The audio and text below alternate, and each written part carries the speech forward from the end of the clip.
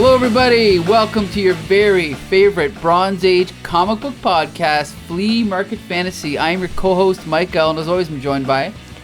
Michael Dell of the LCS Hockey Radio Show. That's right, and this week I dug deep.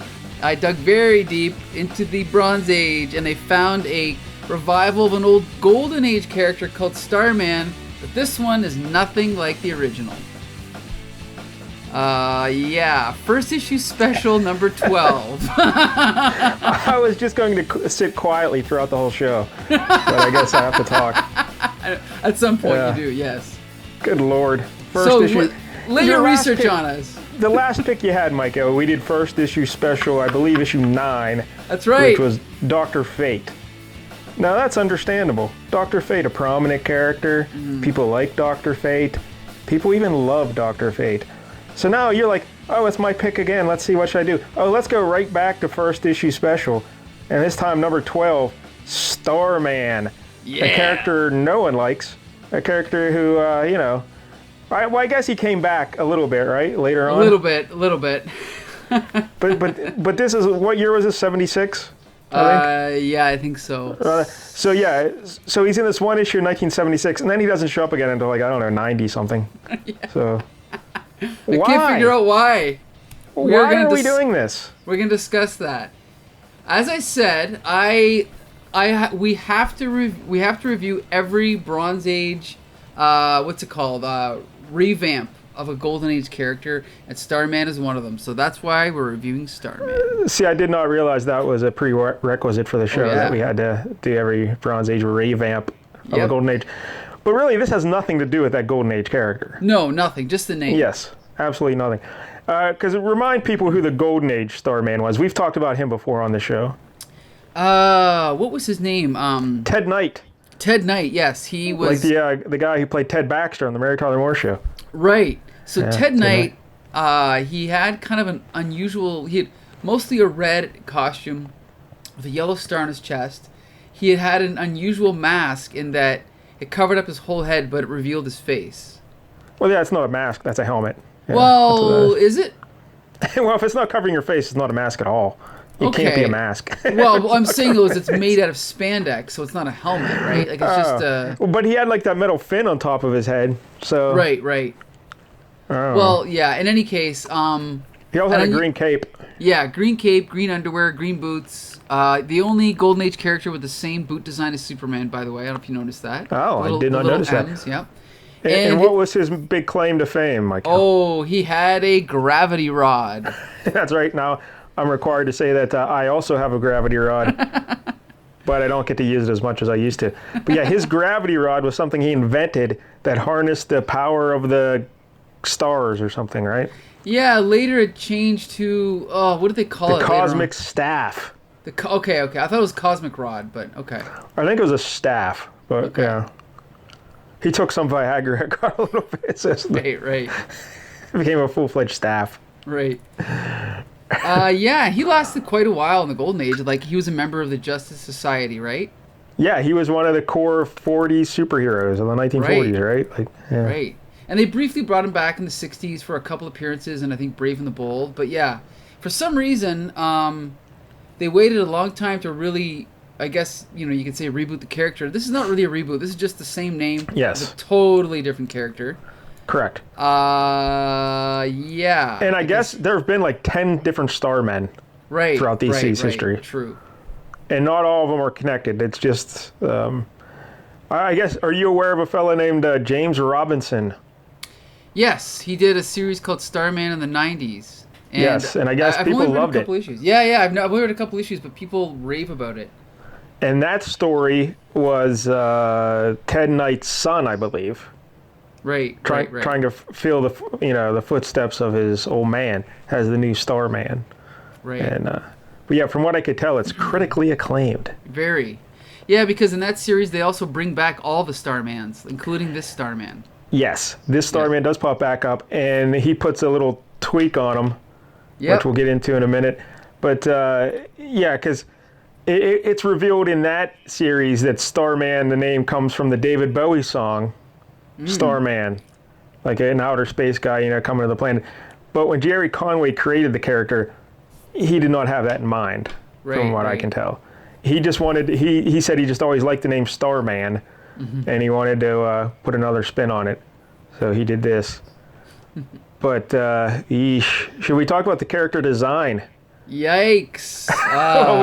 We should say the creators here are, of course, Jerry Conway, and Mike Vosberg is the artist. Right. Well, everyone knows Jerry Conway, but did you do any research on Mike Vosberg?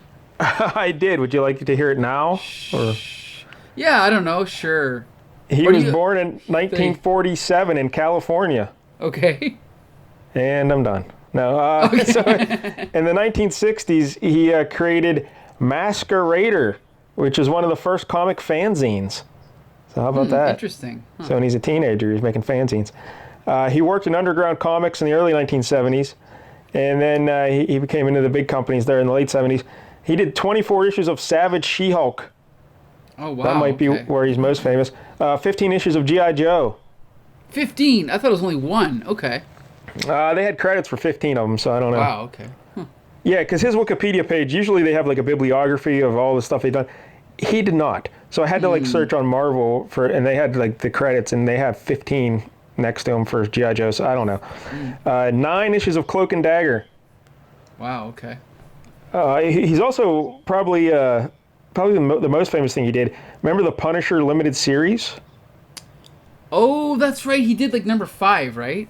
Correct. Mike Zeck did the first 4, and then he did issue 5. Right.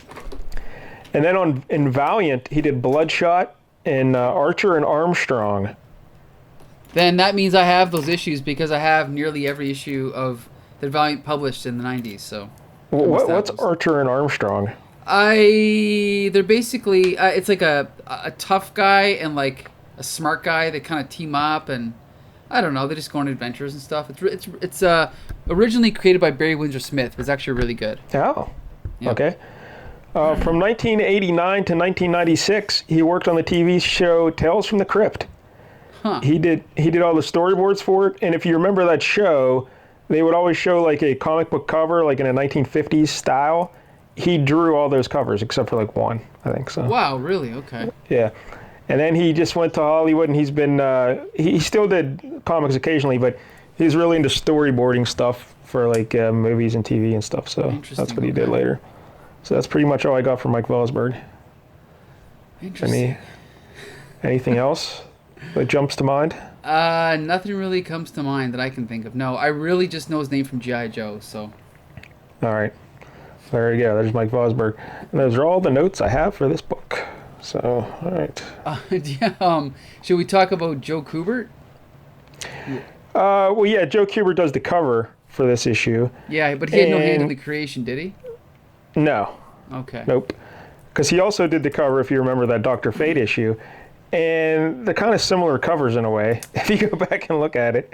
Like there's a threat coming from the top left and the hero in the right. And again, the cover has no connection to the story whatsoever. Like this scene does not happen in the story.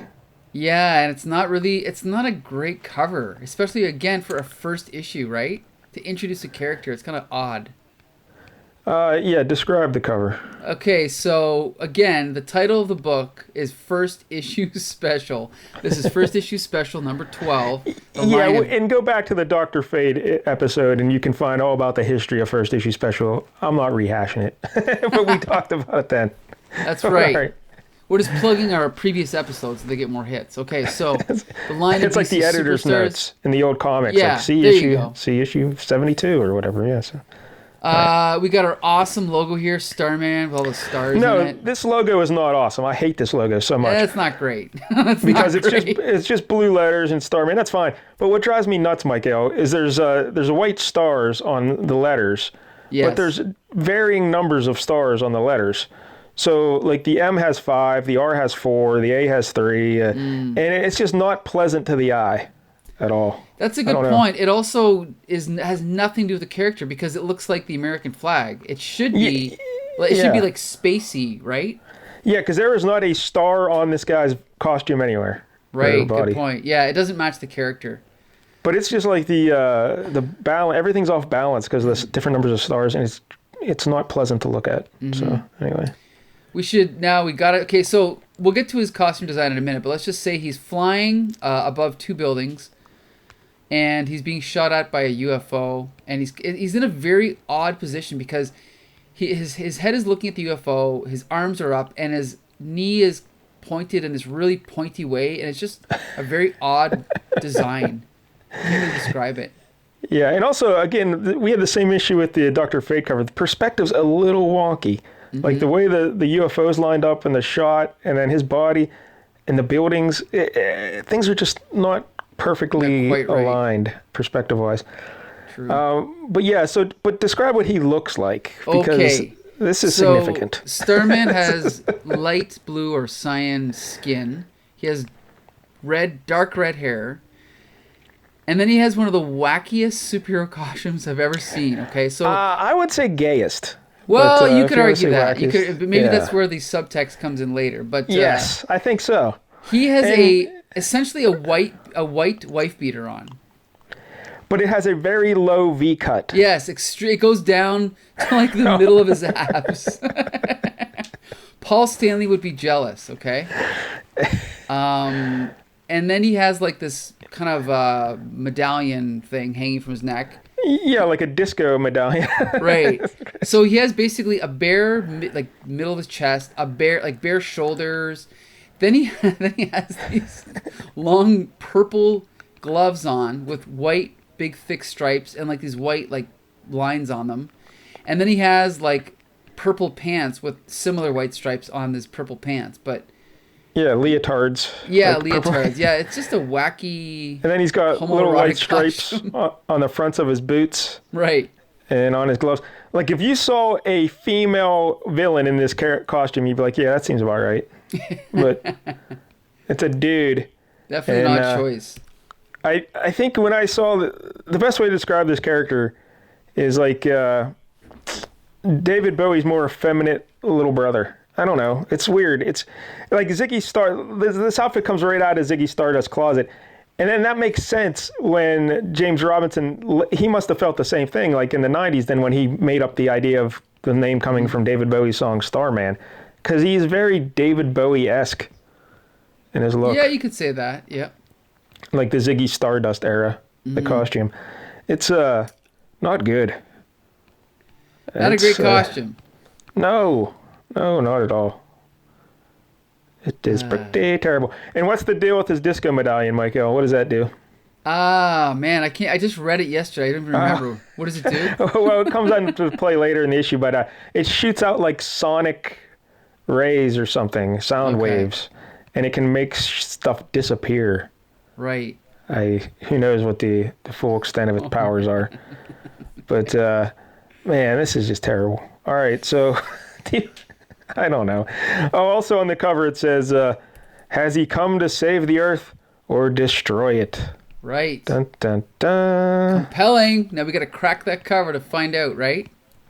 Yeah, we also need to crack this splash page because I could not tell what the fuck was happening in this splash page. Yeah, so again, this is... Oh, okay, so we've got...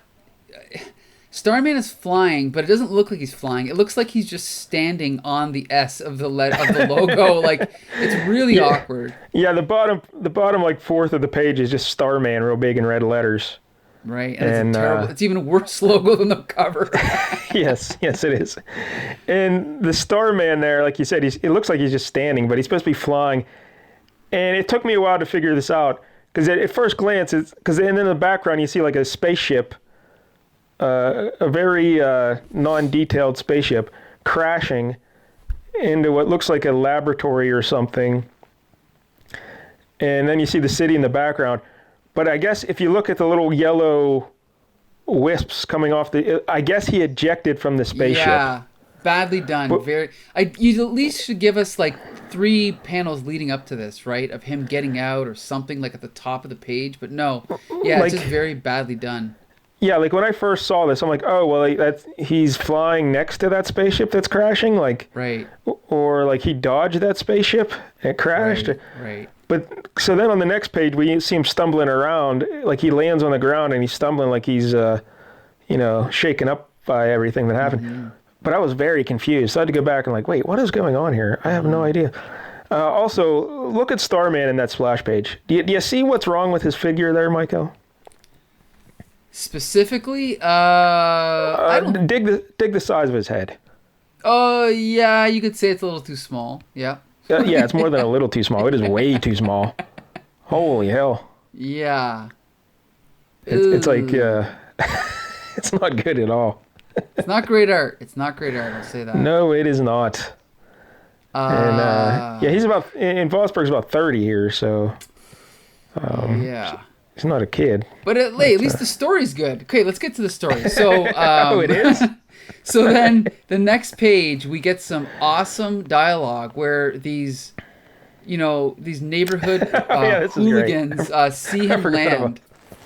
Hey, Ernie, hey, you see that? I see it, but I don't believe it. That guy must be one of them astronauticals, them spaceman the government sent to the moon. Yeah, me, I've always had a grudge against those space fellas ever since I read a newspaper how that space stuff cheated folks on welfare. Come on, let's see if Mr. Astronaut's got any money. This dialogue is horrendous. Now, Mikael, in the year 2020, do you still have a grudge against the space fellas? I do. Against those astronauticals, absolutely. So the one guy who kind of looks like Ronald Reagan, if you look at him. You could say that.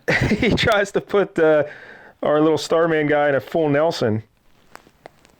And Starman's yelling in some alien language. Right. And he just flips him over, throws him into, like, I don't know what, a garbage dumpster or something. So next up, it's like Gabe Kaplan. Do you remember Gabe Kaplan, Welcome Back Kotter fame? Right. He goes at Starman with a knife. Now, again, he apparently stabs Starman in the ribs with a knife, although we never see it happen. We just see a knife suddenly sticking out of Starman's ribs. That's true. So, yeah, because I didn't notice it. Like, later on, he pulled it out, and I didn't even know it was there. I'm like, where did that come from? Yeah. Like, in the next panel, they actually circle it in yellow to, like, highlight it a little bit. Right. But, yeah, like, I didn't notice it either until he pulled it out, and I go, when did he get a knife in his ribs? Mm-hmm. So then we get another dude trying to hit him with a trash can lid. And notice we get inside that guy's head. We're head hopping again. Right. Which is weird that you get inside that guy's head. Oh, it's just awkward. Yeah, very awkward. Yeah.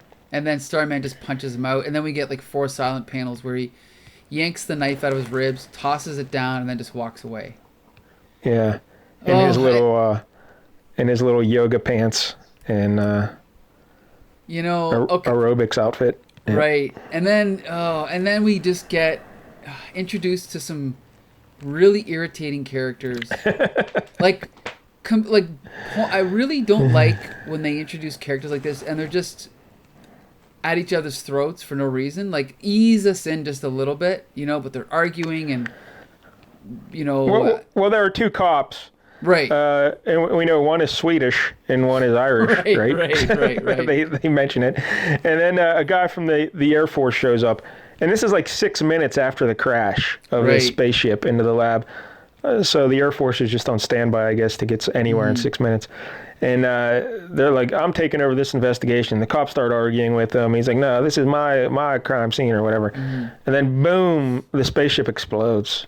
Right. And that's what's funny is already 2 pages in to these character scenes, the one guy's dead. Yes. Great. The exploding spacecraft kills the older cop. Right. Never saw anything like that in all my life. Like something from a movie. You know what I mean? Clarson, blast! The opportunity of a lifetime up in smoke. He's dead. Hey, what did you say, O'Donnell? I said Dave Clarson is dead. He's crying. Yeah, like we're supposed to give a damn. Right. We met him 2 panels ago. So now we see Starman breaking into a grocery store. He just punches through. What a dick. He just punches through the glass and then the shop owner or whatever is waiting with a gun. Pulls the gun on him. Because he's been robbed 5 times this year. So believe me when I tell you, I'll use this gun. Right. And then Starman activates the medallion on his chest. And it sends out this Z sound. Canadian Z. And then he just falls over and he faints. Well, yeah, the sound makes the rifle, the gun disappear. Right. And then he faints. Starman faints. So then the shop owner decides to call the cops. Well, no. He doesn't call the cops. He says, first he says, you vanished it with that sound stuff. What sort of man are you? Yeah, I thought the same thing when I saw his costume. What sort of man are you? And then the shop says, I'll be. He passed out. Can't see him too well in this darkness. Dressed all funny. But I've got a feeling this boy needs a bed more than a jail. So he's just taking him upstairs to his apartment. He's not calling the cops. Ah, okay. Because then he says, and if I can make myself some money off that sound gadget, all the better. So he's going to try and right, figure out how that sun gadget works. Then we cut over to the moon. Yes. There's a secret headquarters on the moon that can't be detected by humans or something. I don't know. Yeah, underneath this bubble dome on the moon. And if you look at the Earth is not even close to accurate. The drawing. I didn't even notice. Yeah, yeah. Pretty bad. What? What the fuck? Yeah, in fact, it's because they miscolored. They colored the land as blue and the oceans as green. It's ridiculous. I was gonna say, how do you even do that? How do you make those land masses? But yeah, I guess Vosburg did the land right. They just colored it wrong. Mm-hmm. Terrible. Anyway, so now we get this. These aliens arguing with each other. We get the leader of these aliens smacking his, subordinate, imbecile, incompetent fool, and then at the bottom it says a translation, Gary. So there's one of those editor notes. Jerry. Jerry. I used to call him Gary as a kid, so because it's Jerry with a G. Yeah, Jerry with a G. But so, I like the blue alien girl. She's foxy. Yeah. But, yeah, that's a good shot.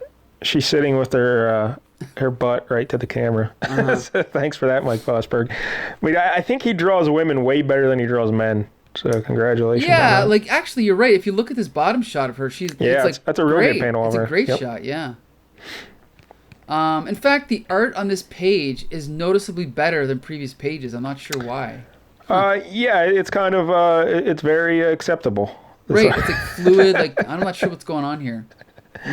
Well, you know what else? If you look at the first page, technically it says Mike Vosburg and Mike Royer, artists. So at first I thought that Mike Royer was the inker, but maybe they're actually trading pages. Maybe that's it.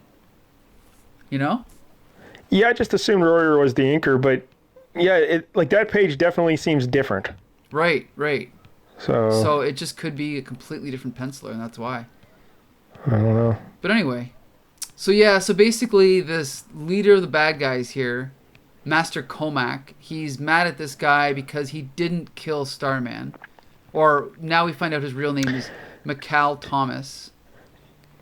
Yeah. I guess they call him Michael Thomas when he becomes an American, on planet Earth. But it's Mikaal or whatever. Kaal, yeah, double A. Yeah, so he's all mad that they let him escape, and yeah. So yeah, so then there's this woman in the scene, Lady Cormel. She's like, well, why don't you let me take care of it? She's like, no, have it your way. So tell us, what are your plans for the traitor, Michael Thomas? Oh, so he's like, okay, well, I'm gonna send this guy, first guardsman of the World Stone, Turan Ka, after him. Now this seems more in line with the art previous to the last page, and look at the head on the big evil guy again, way too small, way too small. Yeah. And the big evil guy, the leader says, show me an example of your strength. Right. And the guy he's sending to Earth picks up a chair and crushes it. Right. I mean, yeah, now, I guess. You think that if all these people are the same race, and I'm assuming he already knows this guy, why does he need to see a demonstration of his strength? Wouldn't he already know it?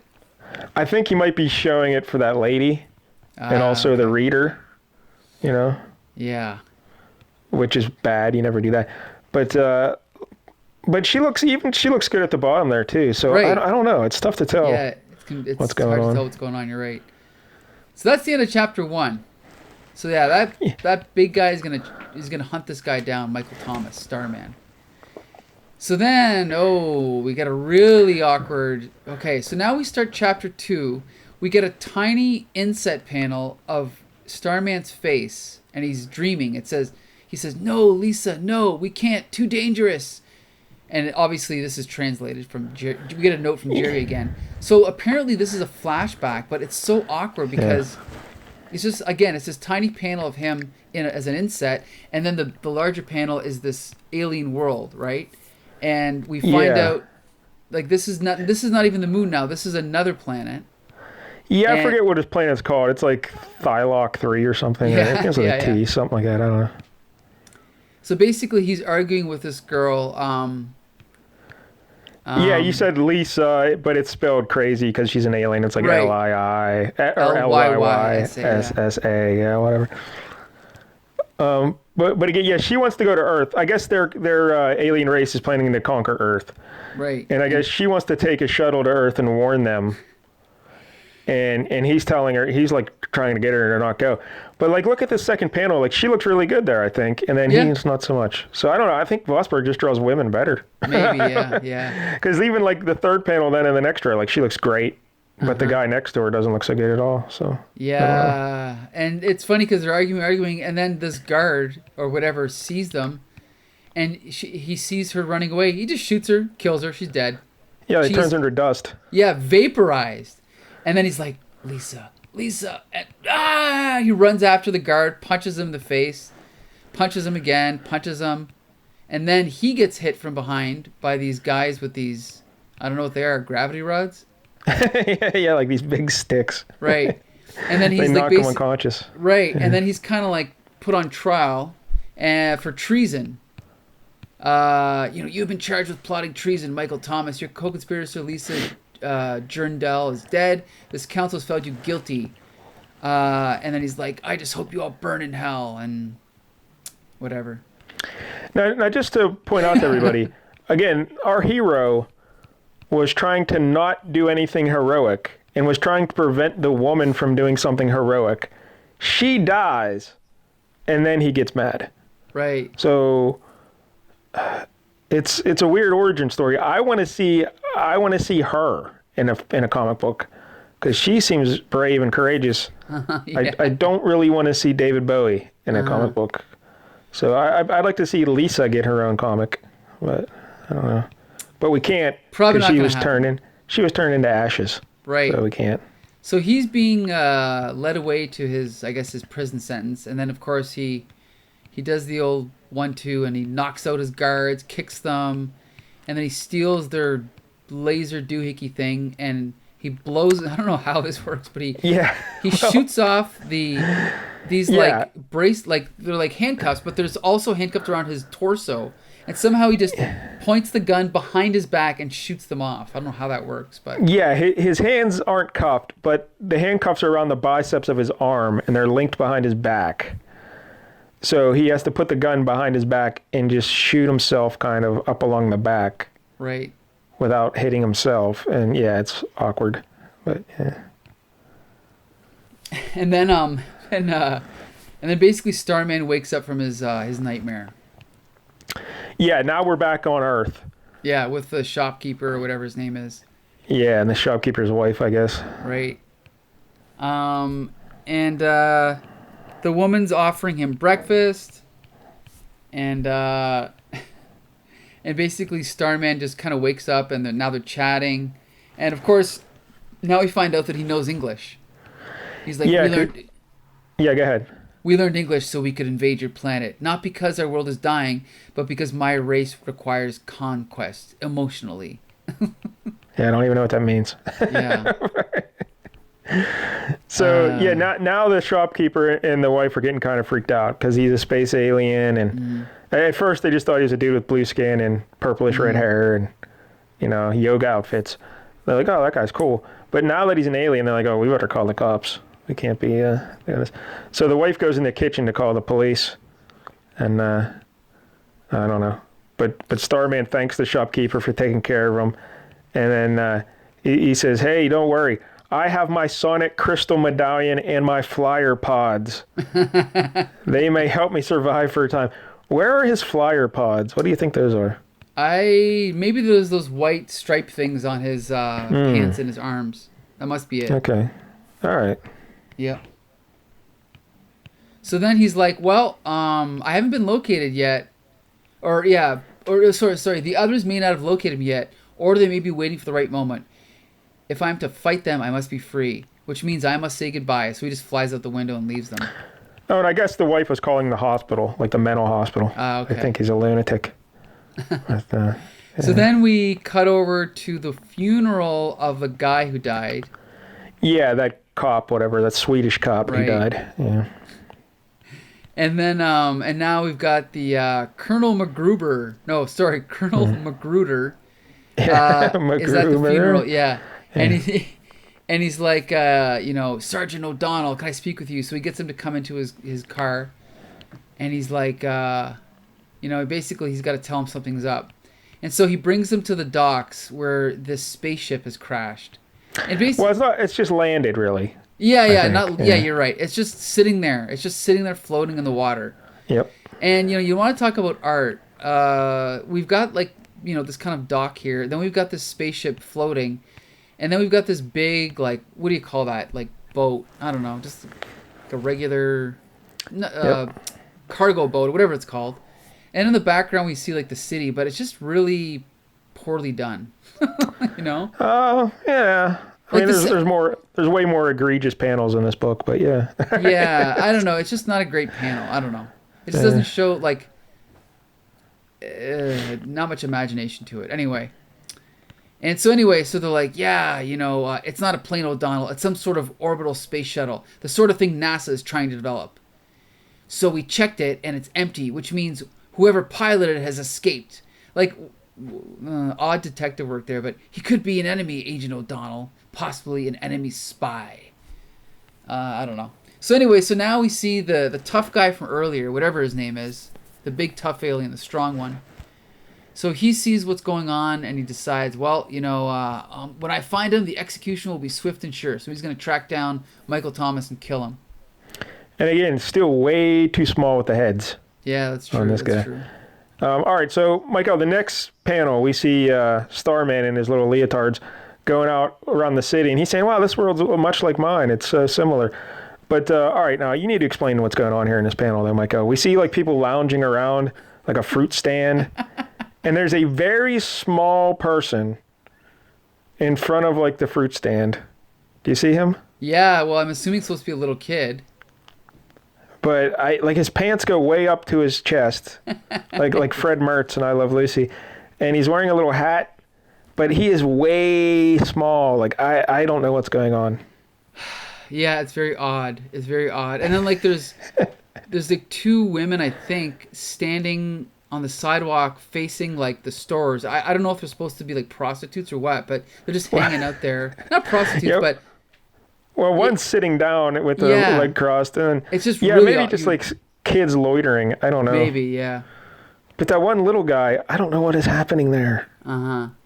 And then Starman is just standing there, hanging out, and he's like, the fashions are strange, and the technology primitive. Still, there is a warmth here that, my sonic crystal glowing, warning me of approaching danger. And then, he gets bumped by this big alien guy, and he bumps into some trash cans. Yeah, when you say he gets bumped by, that, you literally mean that's the sound effect. Yeah, that's the sound effect. He gets bumped, bump. And then he's like, Mikaal Tomas, I am Turin Ka, first guardsman of the World Stone, and I have come to take your life. But then Starman kicks him in the face, and then, now, all the pedestrians in the street see what's going on. And I think it's that same kid from earlier, right? Watching from across the street? I think so. I think it's that miniature kid, isn't it? With the plaid on? You know what? Not. Yeah, it is, but he's way taller now. Yeah, he's grown, in the last because he goes up to, the shoulders of that girl. Yep. But yeah, he does have the same plaid jacket. Or that kid had plaid pants on. Yeah, that's what I mean. I don't think it's the same one. Weird. I think maybe that person's supposed to be that blonde who was sitting next to the brunette. Oh, I don't know. Yeah. Either way. Anyway. I like how the one guy has a jacket on the back of the jacket. It says Bronx. Right. So in case he forgets where he lives. So then Starman's like, a guardsman here on Earth, then the Mind Council is serious, and the threat to Earth is deadly. Mine isn't the only life which stands in the balance today. If I lose, then every man and woman on the world loses also. I only pray I have the strength to do what must be done. The end. Yep. That's it. And so for the moment, our story ends. If you want to see more of our heroic Starman, read this issue's letters page. And in the meantime, don't take any wooden spaceships. What? Yeah. Well, you don't see any more of them. Like, they try to explain the origins of the story, but, like, this is it. Again, this is the last you see of Starman until, like, 1990s. Ooh. And when he does pop up, that James Robinson fella, I think in the 2000s, he mentioned that Starman is gay. So he made Starman gay. Yeah. So it all starts coming together. It's all making sense. But, egad.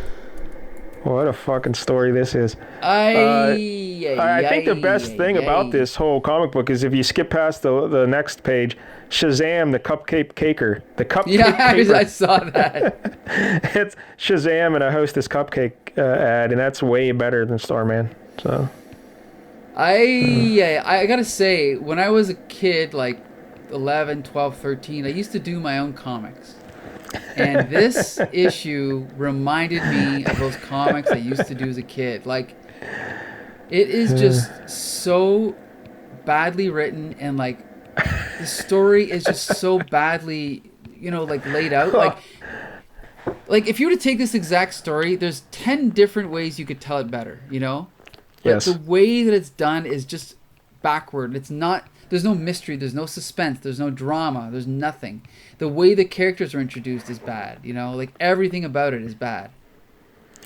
Yeah, and it like you said, it just ends. There's no... right. Like nothing. I can understand if they're expected to do the next issue next month. That would have been a perfect ending. But when you're only doing a one-shot, can you really end it like this? Seems pretty and crazy. that's the thing is, even if this was the first issue of a series, you usually wouldn't end a first issue of a series like this. Usually a first issue, you kind of have like a self-contained story, right? Just to kind of I don't know. I wouldn't mind it ending on because I'd want to buy the next one to see the big fight. So I wouldn't mind if there's a next one, but there is no next one. So what are you going to do? I don't know. And the art is really bad as well. Right, it's bad. Yep. Like, again, there's some good panels. And the most interesting character is killed within 2 panels. Lisa, the lady. Weird. And that's the thing is, like, she's killed, the cop is killed, and they're both kind of for no reason. Well, I guess Lisa's death is to, get him fired up and to make him actually stand up and do something. Because he was trying to prevent her from doing anything. And so seeing her die, it's like, oh, it motivates him to be a hero now. But a real hero wouldn't have needed the death of an innocent woman. True. But I don't know. We should mention he also has really long sideburns. So that's classic 70s. But this is just terrible. I am relieved, though, that you admit that it's terrible. I thought you were going to come on and say, oh, this is great. I love this. No, oh my God. This is one of the worst books we've ever reviewed, for sure. Wow. Now, would you like to apologize to me and the viewer? No or the way. This is terrible. This is a good discussion. Anyway. Is it? Is it really? I think so. I'm having fun. I don't know. Conway, I guess, said he was surprised when that James Robinson guy brought Starman back into the other Starman book because he's like, I just threw this together because we needed to fill out the first issue special because they had to keep coming up with new ideas each month. And he's like, I just threw it together to come up with a way to fill an issue. Wow, and, well, I can tell. Yes. Like, he had no big plans for this character or anything. So, how about that? Yeah. Can you think of a costume worse than this for a male superhero? I'll dig deep. I could probably think of one, but this is definitely up there. It's not great. Definitely not. Yeah, it's terrible. It's rough. And I gotta say, I love Jerry Conway. I've met Jerry Conway. He's great. I love his Spider-Man stuff. But Harlan Ellison once said that Jerry Conway was the worst writer in comics, and I can see why. Because the interview came out a few years after this, and I can definitely see why he would have said that. If a lot of Jerry Conway stuff around this time was this bad, It seems like Conway was just really, he came in guns blazing as like a 19-year-old. He used all his great stuff. And then by 23, he was just downhill. 22, 23, downhill from there. Well, he bounced back because I do like his later stuff in the 80s. Like, and then in the 90s, he did Spider-Man. It was great. So I definitely think he bounced back. But yeah, this is terrible. But like you said, he's only like, what, 25-ish here? Or 26, probably? Yeah, I'm not sure. 24? Wow. But, so there you go. Woo! Starman. Yeah. Are we going to get to ratings here? I guess. Yeah. I think the highest I can go is 3 out of 10. Yeah, I'm going to go 1 out of 10. Because 1? it's just, yeah, I feel worse for having read it. Maybe, okay, you know what? I could lower it. I mean, really, all things considered, it's a 2 out of 10.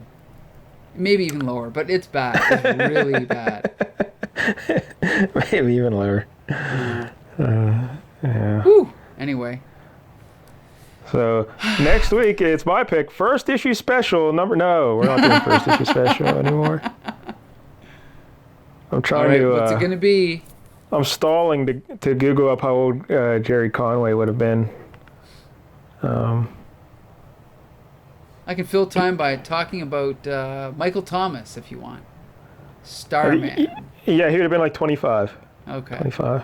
So there you go. 24, 25, depending on whatever. So, all right. So next week, would you care to guess, Mikaal? There's a tie-in with a TV show. Tie-in with a TV show. Is it ISIS? No. Okay. The TV show I'm referencing is WandaVision. Oh, so Vision and the Scarlet Witch? Yes, we're going to go with the first incarnation of Vision and the Scarlet Witch, number 1 from 1982. Whoa! Because there were 2 series called Vision and the Scarlet Witch. This one, and then there's one like around 85-ish, 80, I think. Okay. That was like a 12-issue limited series, Yeah, and that I think. one was by Steve Englehart. This one's a 4-issue series, right? Yes, and the writer is Bill Mantlo. Whoa! And the artist is Rick Leonardi. This is some of Rick Leonardi's. Nice! It's some of his very early stuff. So it's always fascinating seeing this kind of thing because you can recognize some Leonardi and then you're like, well, that doesn't look like him, but this looks like a lot like him. But yeah. Wow. So perfect. Yeah, I've never read this. So yeah, 1982, Vision and Scarlet Witch, number 1. And are you excited for WandaVision, Mikaal? Yeah, I mean, yeah, the trailer of all the Marvel shows coming out, that's the only one that really interests me. How about you? I just saw the trailer the other day, and it looks pretty spectacular. Yeah. The trailer, This is perfect timing. Yeah. I guess it premieres. By the time this episode comes out. Yeah, true. The 15th. Yeah. It would have premiered a few days ago. We're recording in September, so yeah. Yeah. But WandaVision. Woo! And I'm excited. says Vision and Scarlet Witch. All right. Well, I imagine it'll be better than this one. But anyway. Yes. At least this episode was quick. Yeah, that's true. How long's it been? 15 minutes? Okay, anyway. So yeah, every week we review a different Bronze Age comic book. Some are good, some are bad. You can find our show, Flea Market Fantasy, on Stitcher, iTunes, Spotify, under Comic Book Syndicate. Also on the Comic Book Syndicate Twitter page, Facebook, YouTube, and our website. So yeah, join us again next week, and until Tuesday, disperse!